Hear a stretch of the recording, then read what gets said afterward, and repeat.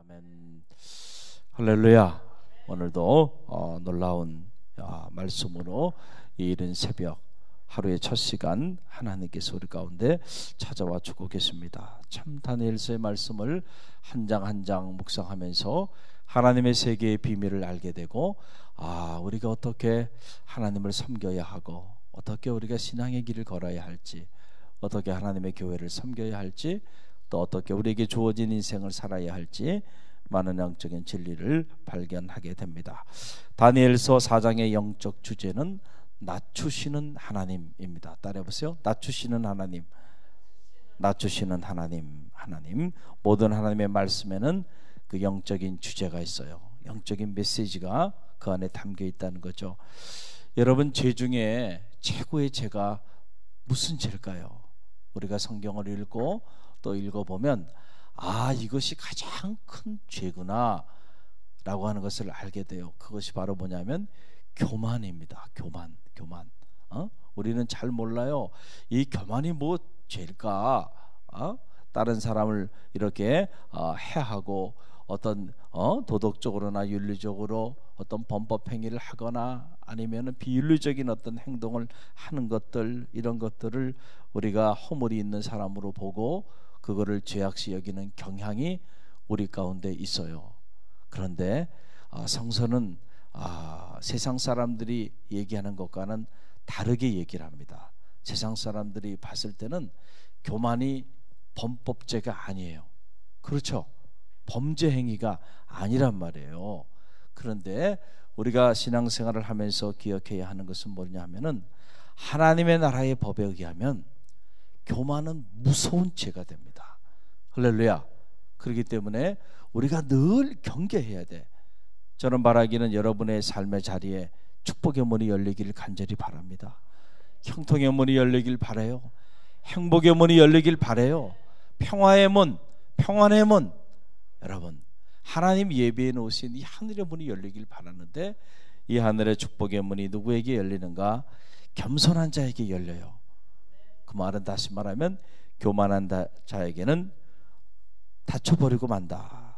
왜 교만이 가장 무서운 영적으로 봤을 때 범법 행위가 되고 범죄 행위가 되고 우리가 해서는 안 되는 그런 무서운 죄가 되는가? 그 이유는 바로 어디냐면, 우리가 교만해지게 되면요, 하나님을 보는 영적인 눈을 멀게 된다는 거예요. 이래서 무서운 거예요, 교만이. 여러분이 교만해지면 하나님이 보이지 않아. 그때부터 무엇이 보이기 시작하냐면 내가 보이는 거야. 내가. 그래서 나도 모르는 사이에 하나님은 눈에 보이지 않고 온통 자기 자신만 보이기 시작하는 거예요. 그래서 자아도취에 빠지게 되고, 그래서 결국 하나님과 우리 사이에 영적인 관계를 스스로 파괴해 나가게 된다. 교만이 이렇게 무서운 죄예요. 그러니까 우리가 경계하고 또 경계해야 하는 것은 뭐예요? 이 교만하지 않도록 경계해야 한다라고 하는 사실이에요. 하나님은 느부갓네살 왕을 통하여 느부갓네살 왕이 얼마나 교만한가, 그의 교만을 치심으로 세상의 모든 주권이 오직 하나님의 손에 달려 있음을 계시하여 주시기 위해서 오늘 다니엘서 4장을 통하여 이제 꿈으로 그에게 계시하고 있는 그런 내용을 우리가 말씀을 통해서 보게 됩니다. 자, 느부갓네살 왕이 또 꿈을 꿨어요. 그런데 보니까 큰 나무에 대한 그런 꿈을 꾸게 됩니다. 근데 그 나무는 하늘에 닿았다. 그리고 땅 끝에서도 그 나무를 볼 정도니까 얼마나 그 나무의 그 높이가 높은지를 우리가 알 수가 있어요. 엄청나게 큰 나무예요. 제가 미국 캘리포니아에 유학생활 할 때 잠시 한번 그 세코야 내셔널 파크라는 곳을 가본 적이 있어요. 보니까 이 아름드리 나무가요, 사람들 장정 한 15명 정도가 양쪽에 손을 잡고 이렇게 둘러야 겨우 이 나무를요 한 바퀴 돌 수 있는 정도. 그것도 작은 나무들이. 큰 나무들은 뭐 한 20-30명이 둘러싸야 돼. 그러니까 나무의 그 두께가 얼마나 큰지 상상이 돼요? 이 정도 상상이 안 가죠?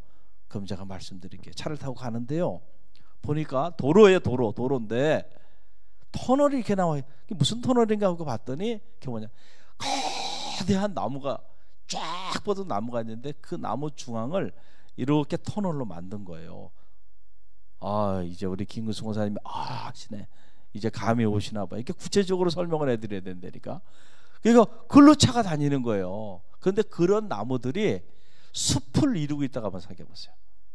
저는 저 만화 영화에서나 거인국, 소인국 이런 걸 봤지, 정말 이런 거인국이 있구나. 야, 그 숲을 이루어진 세퀘라 내셔널 파크라고 하는 캘리포니아에 가면 그런 곳이 있어요. 그런 곳이 있어요. 그리고 가다 보면 진짜 곰들이 막 나와요. 새끼 곰도 나오고 어미 곰도 나오고, 가다가 차가 막 이렇게 서 있어 보면 곰들이 나와 있는 거예요. 곰님이 다 지나갈 때까지 기다렸다가 또 이렇게 가고. 할렐루야. 제가 이 말씀 보면서 그런 생각이 들어요. 야, 이 나무가 얼마나 거대한 나무였을까?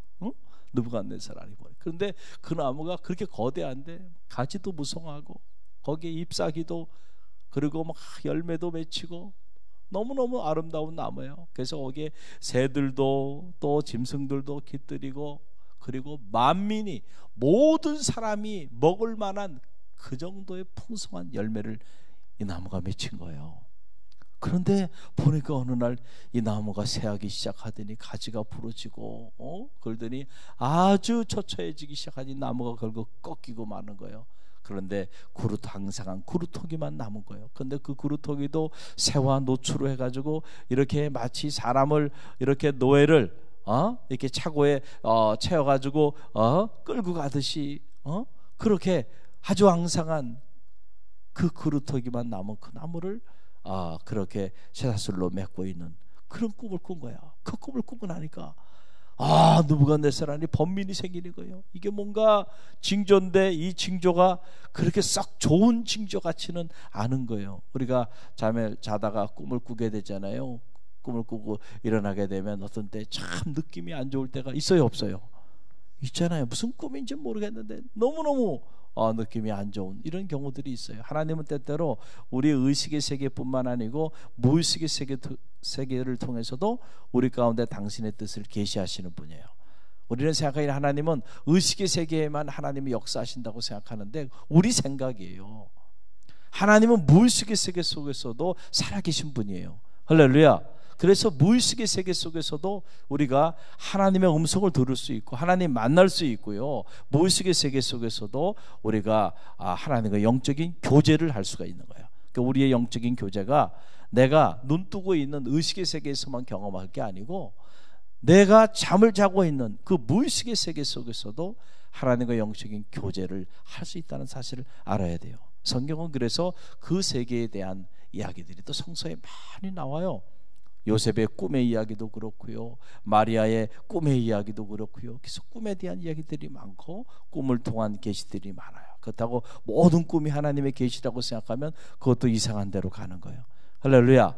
성서에 근거해서 여러분들이 꿈도 해석해야죠. 프로이드 같은 심리학자는 꿈의 해석이라는 이 한 권의 책으로 심리학의 교과서를 만들어버린 거 아닙니까?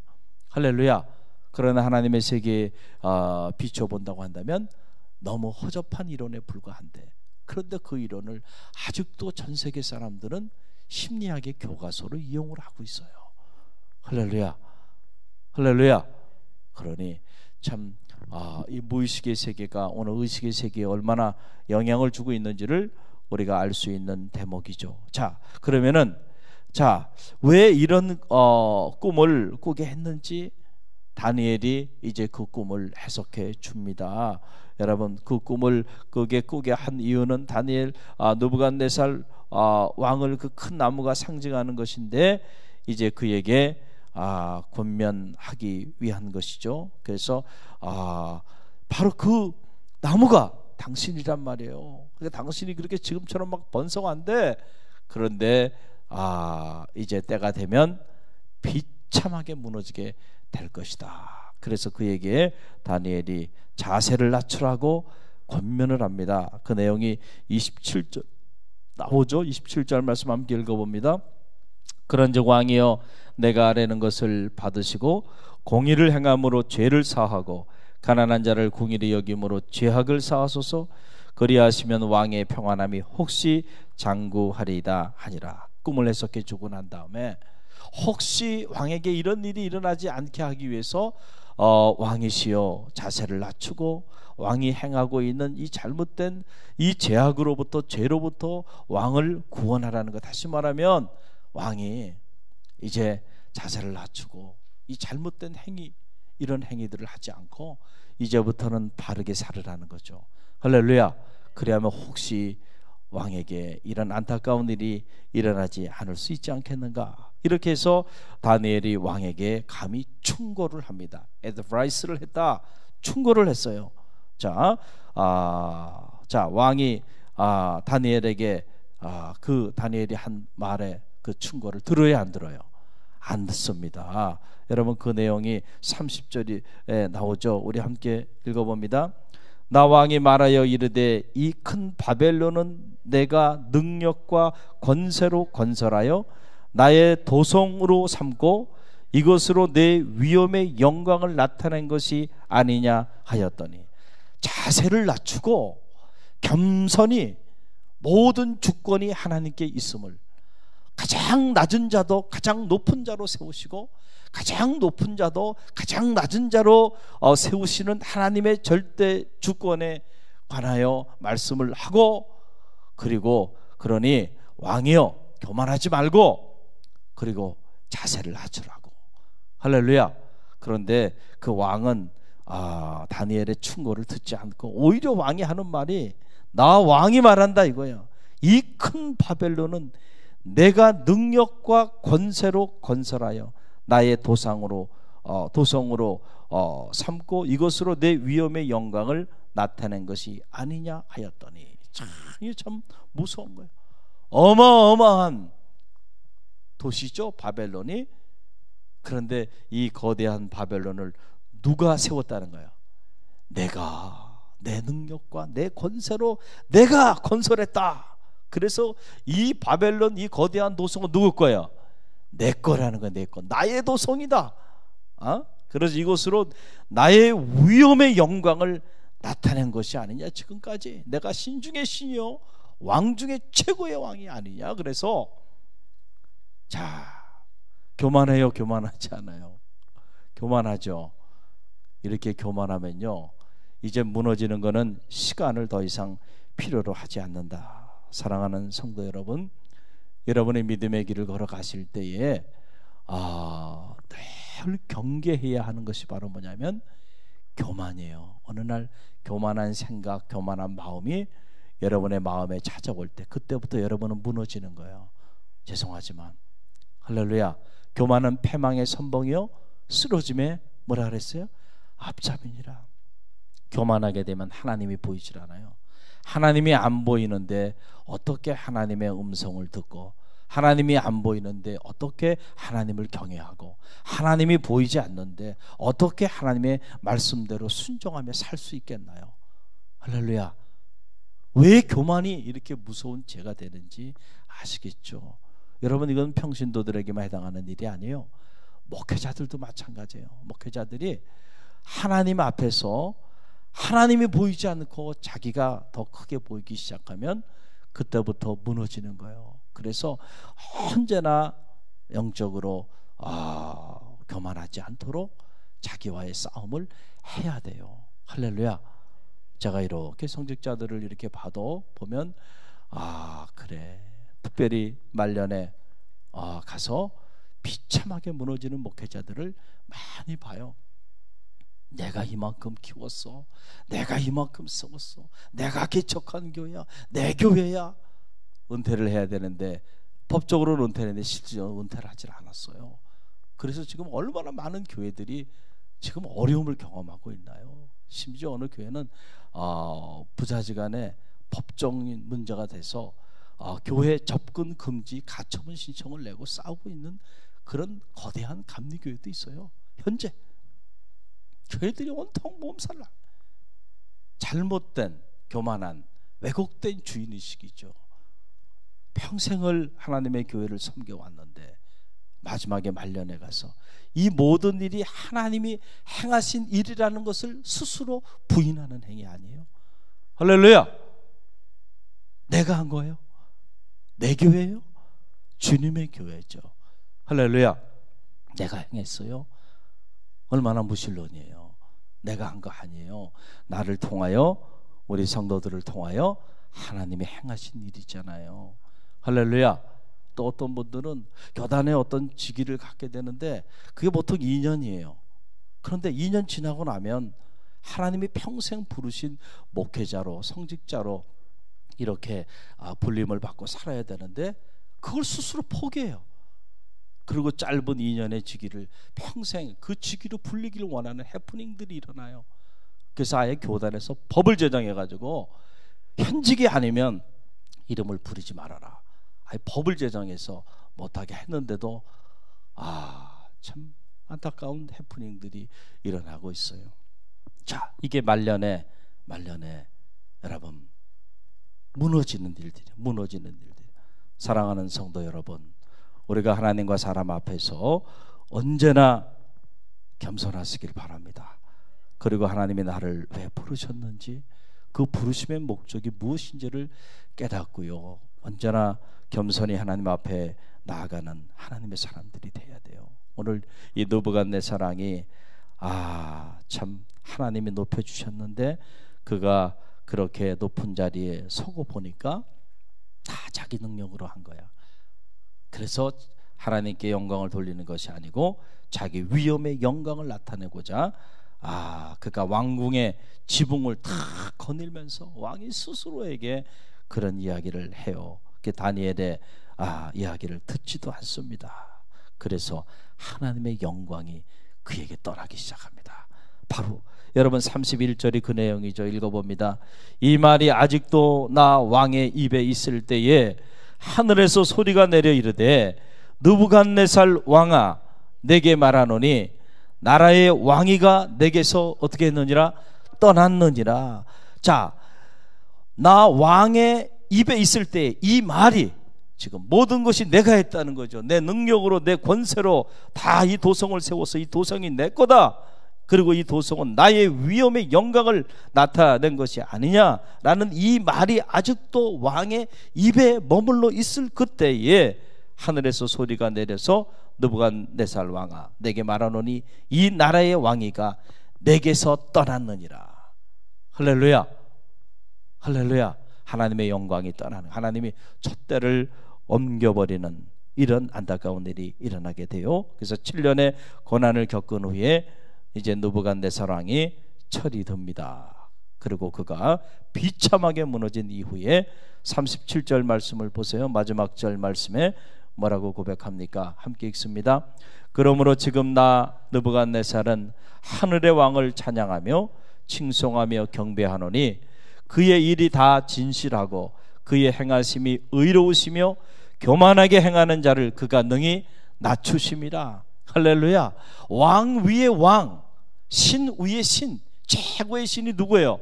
느부갓네살, 자기 자신이라고 생각했던 그가 이제 7년의 고난을 당하고 난 다음에는 이제 하늘의 왕을 찬양하며, 느부갓네살 왕에도 자기보다 더 높은 하늘의 왕이 있는 거예요.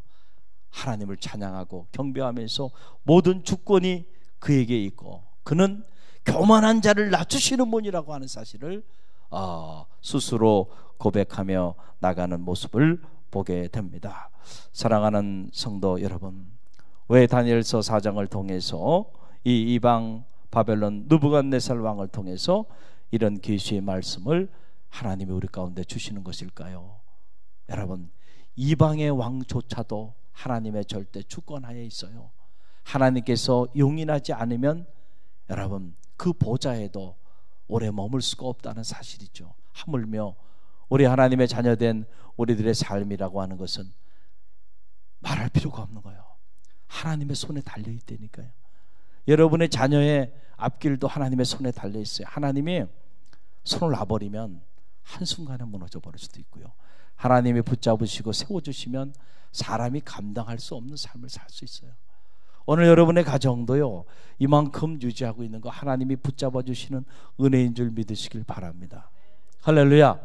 우리 갈릴리 교회가 이 교회를 무너뜨리고자 하는 어두운 세력들에 의해서 끊임없이 공격을 당하면서도 이렇게 건강하게 교회가 성장해 나가는 거, 하나님이 교회를 지켜주고 계시기 때문에 그런 거예요. 할렐루야. 어느 특정 사람 때문이 아니에요. 하나님이 함께 하시니까. 그러나 하나님의 영이 떠나면 제 위에 죄도 남지 않을 수도 있다는 사실을 우리는 늘 알아야 돼요. 할렐루야. 그래서 첫째도 겸손, 둘째도 겸손. 겸손은 다른 게 아니죠. 하나님을 인정하는 것입니다. 그래서 하나님 앞에 날마다 겸손히 나와 기도하고 그 말씀 붙잡고 나가는 것이 영적인 겸손이에요. 할렐루야. 영적으로 우리가 겸손할 때 하나님의 영광이 떠나는 것이 아니라 하나님의 영광이 가득 넘치는 그런 축복을 누리게 될 줄로 믿습니다. 우리가 이 말씀 붙잡고 교만한 우리를 내려놓고 영적으로 더 겸손해지기 위하여 하나님 앞에 기도하는 새벽이 되시길 바라고, 감사의 예물 이렇게 무명으로 이렇게 일이라고 이렇게 쓰신 걸 보니까 뜻을 정하여 이 새벽에 이렇게 감사의 예물을 이렇게 드린 성도님이 계십니다. 또 11조의 예물 우리 청년 중에 무명으로 이렇게 소득의 10분의 1을 하나님의 것인 줄 알고 젊은 날 11조 예물을 올려드립니다. 축복하며 기도하며 나가고요. 오늘은 또 우리 지방에 개사회가 있어요. 여성교회 개사회가 있습니다. 여성교회 회원들 많이 참여하셔서 아름다운 은혜의 사귐이 있길 바라고, 금요일 토요일 우리 청년부 수련회가 있고 또 아동부 중고등부 여름 행사들이 계속 진행이 됩니다. 한 건의 안전사고도 없이 은혜 가운데 잘 치루어질 수 있도록 여러분들이 기도해 주시길 바랍니다. 기도합니다.